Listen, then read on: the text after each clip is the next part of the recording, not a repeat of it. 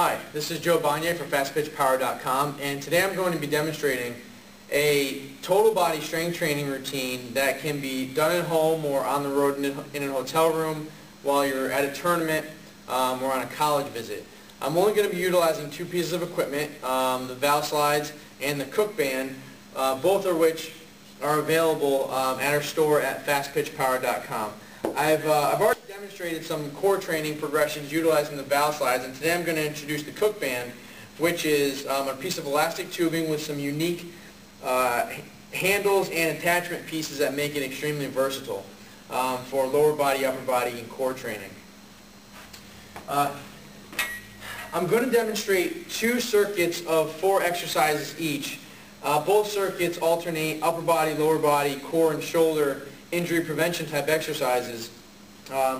Both circuits are appropriate for athletes, young, old, lifter or athletes without a lot of lifting experience, and athletes with a lot of lifting experience who are looking to add some variations and some versatility to their current training program. Both pieces of equipment are really portable. You can put them in your bag, take them to your gym if your gym doesn't have them, and you see the value in the exercise that I'm going to demonstrate today. The first routine of 4 exercises is a bodyweight squat, then a core exercise which focuses on challenging rotary control, a hamstring exercise using the valve slides, and an exercise that combines torso or core stability into shoulder stability. The first 2 exercises utilize the cook band, the bodyweight squat, which I'm going to demonstrate, and then the band core press. Before I demonstrate them, I need to kind of review what we're really challenging in the exercise, specifically as it relates to softball. In whether you're throwing, pitching, or batting, your horsepower really comes from your back leg, your drive leg, or the back leg in batting.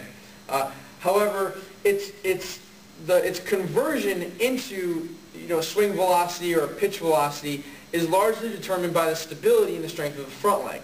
Okay? In either case, in either example, you're really creating power exploding off your back leg, but in any case, you're having to convert that post up into a really strong and stable front side. And the major team player in this instance is the lead hip stability.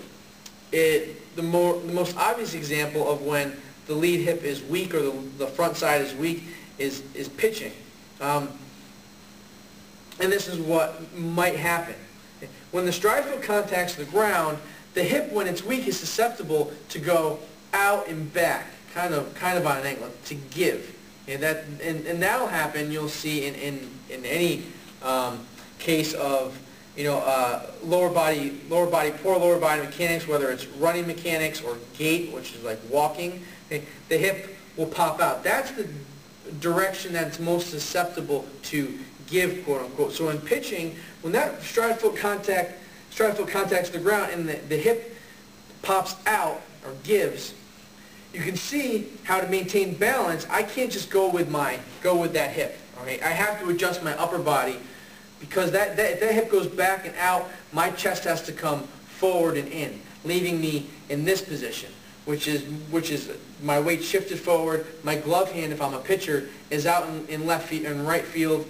My shoulder's now traveling forward, and I'm in a pretty weak position to create any kind of power. And as Coach Phil can explain better, we're not in a good position to have control or command over our pitches.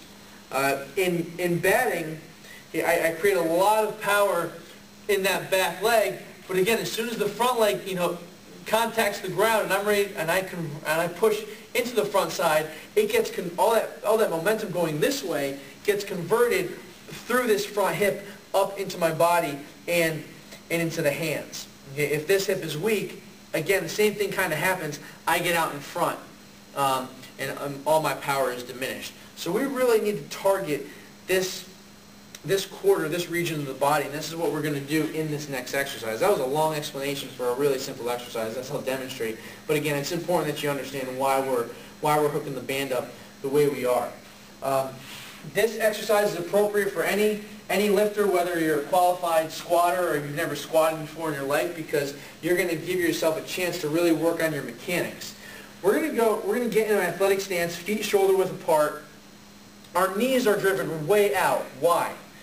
You're going to lower yourself slowly, okay, keeping your feet flat on the ground, driving your knees out as low as you can, okay, without letting your knees collapse in. If you can only get here, and this is as low as you can get in the squat, work on it. Work on progressively getting a little bit lower. What this band is trying to do, you have to flip my example of my demonstration here. So now I've become a lefty batter in which this right leg is the front leg, and a lefty pitcher in which this right leg is the stride foot or the stride leg. Okay, this band is now trying to pull me in that direction that the hip is susceptible to give. All right, trying to pull that hip out of a stable position. So I'm now not only squatting and holding, and not only are my legs burning because I'm in this position, but I'm battling the band and stabilizing inside this lead hip against the band, against the resistance. If you were to just cut power, my body would go this way with the resistance of the band.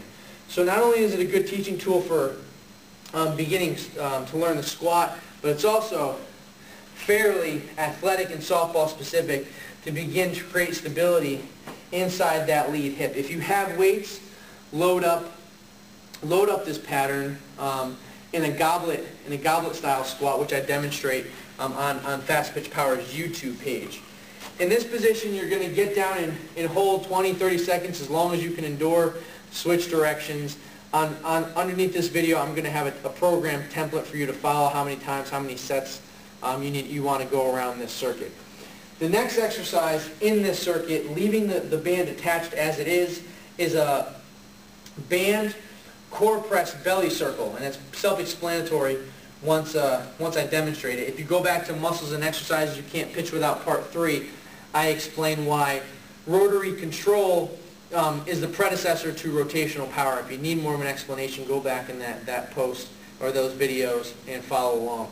In this position, in this exercise, I'm going to get into kind of a quarter squat. My chest is up. I'm going to interlock, grab this attachment piece, interlock your fingers, press your hands out from your core and hold. From here, you're going to draw circles around your belly button, 10, 15, 20 times each way. Okay, not letting anything move. All right, and the cue here that I use with athletes, the only thing that's moving is your arms. Keep your hips back, stay in an athletic position, and you're really going to challenge rotary control of the lower trunk and the hips. Again, face both ways.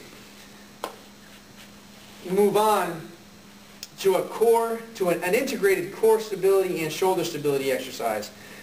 Go back to one of the first posts that I contributed to Fast Pitch Power, and I talk about the importance of muscular teamwork and appreciating muscular teamwork and incorporating that into your workout. We don't just want to take muscles that we think are important as they relate to sport-specific mechanics, like obviously the rotator cuff is important for shoulder health. Well, the rotator cuff it functions only as well as its muscular teammate, so to speak, and the shoulder itself is built upon a strong core, and so we need to challenge that teamwork and that cooperation, and this exercise does just that. You're going to get in a push-up position with your feet wide and your hands close together. You're going to get heavy on one hand, you're going to get light on the other, drawing circles. Okay?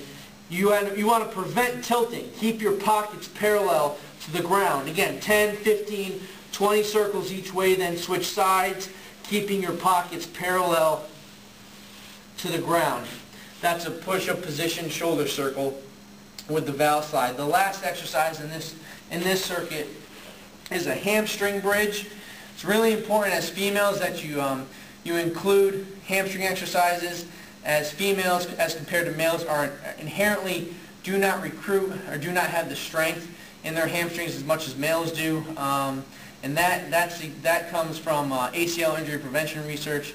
It's suggested or theorized that the fact that females recruit their hamstrings a little bit less during athletic movements kind of predisposes them to obviously some knee instability, knee weakness, during those explosive movements.